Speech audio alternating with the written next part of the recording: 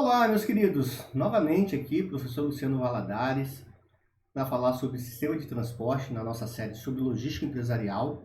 Hoje falando a parte 2 do sistema de transporte.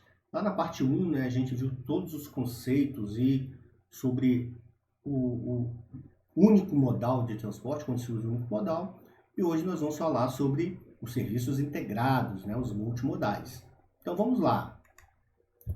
Bom, quando a gente está falando de serviços integrados, os multimodais, recentemente houve um interesse na ideia de integrar os serviços de mais de um modo de transporte. Por quê? Justamente para a gente poder estar melhorando e usando a eficiência de cada modal de transporte o máximo possível.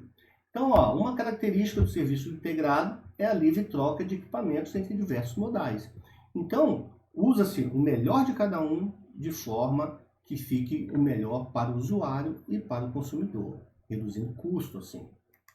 Bom, mas temos as combinações, então, do serviço integrado, que em sua maioria, quando a gente usa os principais, são 10 combinações.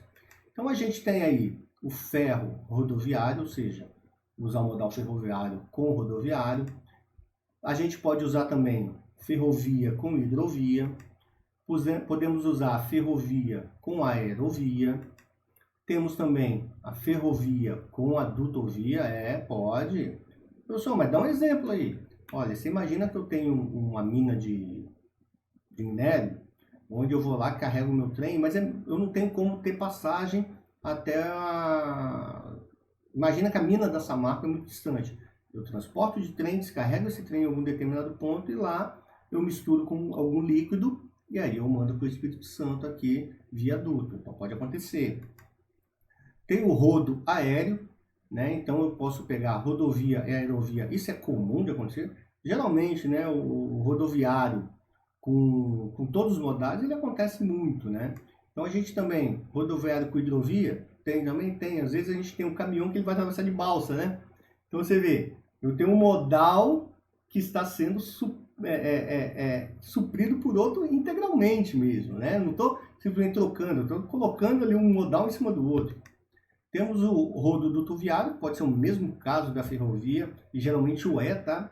Que a gente não pode esquecer que caminhão fora de estrada também é um transporte rodoviário, tá? Temos o hidroviário, então a gente tem hidroduto viário, O hidroviário mais o duto viário, que também pode acontecer, eu transporto alguma coisa de balsa e depois eu entrego no duto. Temos o hidroaéreo, então o hidroviário com aéreo pode acontecer? Pode, Você descarrega num porto e o porto, às vezes, do lado tem um aeroporto, e aí essa carga vai direto para lá. E temos o aeroduto viário, que também é o caso dos outros. Se eu trouxe alguma coisa que, em vez de transportar terrestre, eu vou pôr num duto que fica mais fácil. Pode acontecer? Pode também, gente. As possibilidades são enormes. Então, só para a gente ter uma visão mais ampla sobre isso que eu estou falando com vocês, eu trouxe aqui essa figura, onde o que acontece? A gente tem aí os 5 e as combinações deles todos. Então, todos eles podem ser combinados desde que a carga esteja acondicionada da forma devida. Bom, continuando então, só para mais exemplo, tá?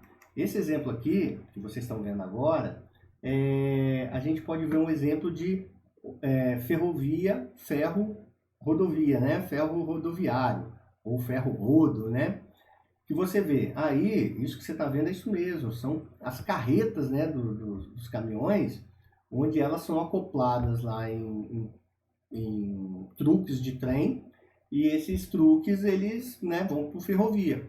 E aí chega lá do outro lado, tudo desacoplado, vem o caminhão, pega e leva. Então você vê que tem jeito para tudo, gente. Essa outra figura aqui, um outro exemplo de ferro hidroviário. Você vê, tem uma ferrovia que ela chega até um determinado ponto onde não tem ponte para continuar. E aí você pode colocar os vagões em cima de uma balsa, no caso aí, e essa balsa fazer o transporte até colocar do outro lado da ferrovia enquanto não tiver uma ponte. É o mais barato? Provavelmente não. Mas é uma solução? Sim, é uma solução que pode se ter, tá? Então, como eu estou falando muito de condicionamento de carga, um dos melhores acondicionamentos de carga que existe é o containerizado, que é febre no mundo todo, né? Até porque a gente, independente da carga que seja, você já espera que vai chegar um tipo de container. Então, ó, o container padrão é uma peça de equipamento que é transferível para todos os modais de transporte de superfície, né? O duto aí não cabe, né, gente? Óbvio. Com exceção dos dutos. Os tamanhos padrão que estão emergindo são os 8 por 8 e 20 pés e 8 por 8 e 40 pés, né? Padrão ISO. Por que tem que ter um padrão de container? Porque aí os navios vão vir no padrão, os caminhões vão estar no mesmo padrão, às vezes os aviões de carga que podem levar container estão no mesmo padrão. Então, para que não fique, né? Todo mundo ele pode circular por todos os modais, que tudo vai ser padrão, né? O trem também, o tamanho do vagão vai ser um padrão que é aceito o mundo todo. Isso facilita muito. Você pode ter uma carga desse tamanhozinho dentro do container, ele vai ser condicionado. Ah, eu tenho uma carga que eu pulo o container todo. É o limite da carga aquele ali. Ah, professor, se eu tiver uma carga que não cabe no container, então ele não vai de container, tá? Bom, vantagens do container. Primeiro, evita remanejamentos custosos de pequenas unidades de carga nos pontos de transferência intermodal e oferece serviço porta a porta quando combinado com os caminhões. Então você vê, eu pego o container e entrego ele lá inteiro, eu nem mexo na carga, eu não vejo o que está dentro da carga, né? Eu cobro, como é que você cobra então? Pelo peso, né? Nem pelo volume. O volume é um só, mas eu vou cobrar pelo peso. É utilizado em serviços combinados de transporte aéreo, dos quais o mais promissor é a combinação aero-rodoviária. Então, lembra que eu falei lá na primeira aula sobre mamão? Se eu acondicionar uma carga de mamão dentro do container, e aí eu tenho um avião específico que cabe no container, eu posso estar lá na minha... Eu estou lá na lavoura, entrego, né, para a indústria que vai dar o tratamento, acondiciono dentro do container, quando eu chegar lá no aeroporto, dependendo do aeroporto, eu já posso parar o caminhão, descarregar dentro do avião e ir embora. Por quê? Você agiliza em muito todo o complexo de remanejamento de carga. Então, ó, a carga containerizada, esse exemplo aí, né, bonitinho, né? Gente, tudo isso é carga. O que tem aí dentro? Às vezes só a alfândega e os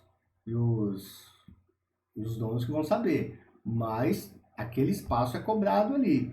E aí, eles são colocados em navios. Então a gente pode ver aí que a gente tira do pátio, coloca no navio. Reparem na figura que o navio está todo preenchido, né? As laterais, então ele funciona direitinho porque ele foi feito para esse tamanho ali, no caso ali, como a gente está vendo ali, longitudinal, de 8 por 8, 8, 8, 8, 8, até encaixar tudo. Não adianta fazer um navio, né, que vá sobrar ou vá faltar. Nesse caso aí você pode ver que o transporte está a carga está totalmente adequada ao transporte. Bom, e vamos falar um pouco sobre as agências de pequenos serviços e de pequenos volumes, né? Então, quando a gente fala dessas agências, elas oferecem serviços de transporte para usuários, mas que não possuem nenhum equipamento para prestar o serviço. Elas manipulam numerosas quantidades de pequenos carregamentos e então os consolida em cargas completas para um veículo. Então, o que ela faz, nessas pequenas agências? Elas pegam, né, elas condensam, né? Hoje, até mais legal de perceber que o fenômeno da tecnologia já chegou também. Então, os caminhoneiros têm aplicativos que essas agências elas estão oferecendo a carga. E aí ali ele consegue, o próprio caminhoneiro, no caso, ele vai olhar e falar assim, eu tenho tanto espaço ainda, cabe aquela carga, e ele pegar aquela carga, que o destino às vezes é o mesmo. Então a tecnologia está dando uma força bastante aí para o pessoal de transporte, nesse caso aí, principalmente nas pequenas agências. Então, o que essas agências fazem? Vai lá, eu quero mandar um computador para determinado lugar, eu vou nessa agência, preciso mandar esse computador e esse computador vai, né? Tipo a agência do correio mesmo, tá? Bom, a diferença da agência do correio é que eles vão trabalhar com transporte próprio, né? As outras agências, elas vão trabalhando com transporte que vai aparecendo, né? Esse mercado de transporte. Então, quem integra isso aí, né? A gente tem os despachantes de frete. Então, ó, são regularmente considerados como transportadores regulares de carga e têm direitos e obrigações dos mesmos. costumam possuir algum equipamento para estes equipamentos, mas esse serve principalmente para a operação de coleta e entrega. E aí, quando a gente está falando desse equipamento, a gente não pensa no guindaste, não, tá? Nós estamos falando daqueles carrinhos que o cara leva até o caminhão, coloca lá, no máximo uma pequena empilhadeira e olhe lá. Então, assim, não é nada grande para falar assim, ah, não, professor, você falou que eles não possuem equipamento. Não, mas o equipamento, às vezes, é um equipamento mesmo de entrega ali, de pôr no caminhão, é coisa muito básica. Temos o correio, né? Então, é um serviço de entregas de pequenos volumes oferecido pelo governo federal. Né? Então, os correios estão aí, Brasil afora, a gente vê os carrinhos amarelinhos passando aí, e também são agências, né? E entregam coisas pequenas, né? Temos as associações de usuários, que são cooperativas que operam sem fins lucrativos, mas fazem a mesma coisa das outras agências. Então, elas são formadas para desempenhar serviços semelhantes aos dos despachantes de frete.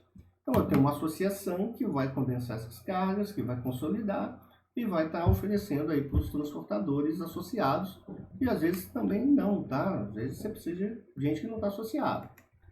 Temos as agências propriamente ditas, criadas para providenciar serviços para pequenos carregamentos, transportadores regulares, também trabalham com pequenos volumes, né? Então, pequenas agências aí, se quiser montar a sua, né, você vai ter que ser regulamentado, e aí você pode oferecer, olha, quem tiver carga, ou você vai atrás da carga, e aqui eu faço a intermediação com o meio de transporte necessário para a sua carga. Bom, e aí temos o transporte controlado pela própria companhia. Só um detalhe, até quando a gente fala de transporte controlado pela própria companhia, nem sempre quer dizer que é um transporte próprio dela. Mas às vezes eu comprei uma capacidade, eu aluguei uma capacidade de transporte que vai ficar à minha disposição. Então é controlado por mim como que aquilo vai funcionar. Então, o usuário espera ganhar melhor desempenho operacional, maior disponibilidade e capacidade de transporte e menores custos. Né? Ele espera isso quando ele contrata aquela capacidade para ele, ou que ele compra aquela capacidade. Algumas empresas são obrigadas a possuir ou contratar o transporte mesmo com maiores custos, pois tem requisitos especiais. Então você vê, quando você faz isso, você quer reduzir custo, você quer ter disponibilidade e tudo. Mas nem sempre. Tem umas que preferiam não contratar, mas tem que contratar, porque eles têm alguns requisitos que nem em qualquer lugar que você acha. Se você quiser ir transportar 1000 lajotas, você vai achar uma gama de caminhão enorme, né? Se eu quiser transportar aí essas peças que de volta e meia a gente cruza na estrada aí, que vem para siderurgias enormes, eu vou achar em qualquer lugar. É um serviço muito especializado pelo ali. Bom, então, que necessidades e requisitos que podem fazer com que a gente contrate ou não, que a gente tenha esse transporte controlado por mim? Então, primeiro, a gente entrega rápida com confiabilidade muito elevada, né, porque eu controlo.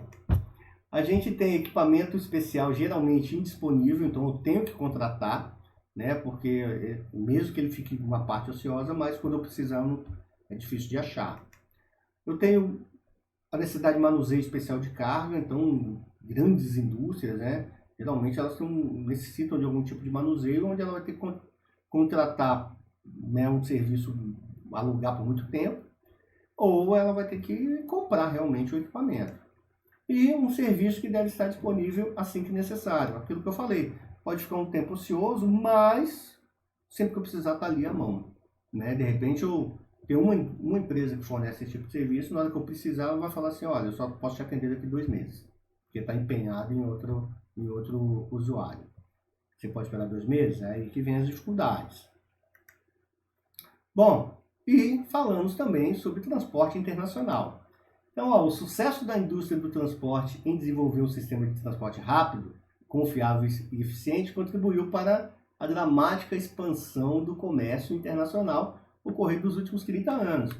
Então é legal a gente pegar, quando fala dos últimos 30 anos, porque tem 30 anos que o mundo virou outro, né? Caiu o muro de Berlim, acabou a Guerra Fria, aquele negócio, e aí a gente teve que transportar para o mundo todo, porque virou essa loucura, as economias se abriram e a expansão era necessária, e o transporte internacional viabilizou muito dessas coisas. Então, requisitos especiais para o transporte internacional, que a gente tem que conhecer, os operadores logísticos. O transporte internacional é dominado por operadores marítimos, os quais movimentam mais de 70% do comércio mundial em volume. Então, a gente tem que entender que não adianta eu fazer transporte internacional só via terrestre, que você vai acabar fazendo com seus vizinhos, né? Vou dar um exemplo para vocês. O Paraguai não tem mar, né? Quem conhece um pouquinho de geografia não tem mar. Então ele tem um acordo com o Brasil das cargas do Paraguai que chegam no Brasil, elas entram no caminhão e são transportadas para o Paraguai, né? Deve-se pagar algum pedágio, mas transportar para o Paraguai. Nem abre, nossa alfândega não mexe muito com o Paraguai e vai para lá. Então assim, professor, é por isso que o Paraguai as coisas são mais baratas lá? Não sei, não me pergunta, não quero saber. Não trabalho na Receita Federal. Mas você vê, o Paraguai não tem mar, mas ele precisa de comércio internacional. E o comércio internacional basicamente é feito via mar, né? Por causa do volume de transporte. O domínio de determinado modal é afetado em grande parte pela geografia, porque eu estou falando do Paraguai, do país, e pela proximidade com seus maiores parceiros comerciais. Então, quando eu tenho muito parceiro comercial de fronteira, bacana, eu preciso ter mar. Agora, quando meus parceiros comerciais são de outros continentes, eu preciso ter um mar e aí eu tenho que fazer algumas adequações. A escolha de roteiros é muito mais restrita do que no caso da movimentação doméstica, né? Doméstica dentro do país, pois as mercadorias devem mover-se ao longo de um número limitado de portos e postos aduaneiros para deixar um país e entrar no outro. Então, a mercadoria não entra e sai no país de qualquer jeito. Tem que passar pela alfândega e aí a aduana, né? Embarcar naquele porto que é internacional e ir para outro porto. E quando chega lá, também você não chega em qualquer lugar. Você tem que ir para um porto que vai passar pela aduana de lá, legalizar a mercadoria e entrar no país. Tudo diferente disso é contrabando, tá? Isso dá cadeia. A responsabilidade limitada do transportador resulta em embalamento protetor reforçado, seguros mais caros e custos maiores de documentação para proteger o usuário de perdas potenciais. Então você vê, mesmo transportando internacionalmente, né, tem aquele negócio, ó, eu cuido de pegar e entregar lá, agora como é que vai chegar, né? A gente não vou se preocupar com isso não. Então obriga o quê? O seguro ser mais caro, né, contra perdas e danos, aquela coisa toda, porque pode ter desvio, pode ter roubo, quebra mesmo, uma série de coisas aí que podem acontecer. E por que geralmente o transportador se limita? Imagina, você está lá no meio do alto mar, deu um furacão, aquelas ondas, igual a gente já viu alguns vídeos aí, começa a cair contêiner no mar, e aí, força maior? Então aquilo ali está tudo segurado. Lógico que caríssimo, tá? Esse seguro, que ali não tem recuperação, né?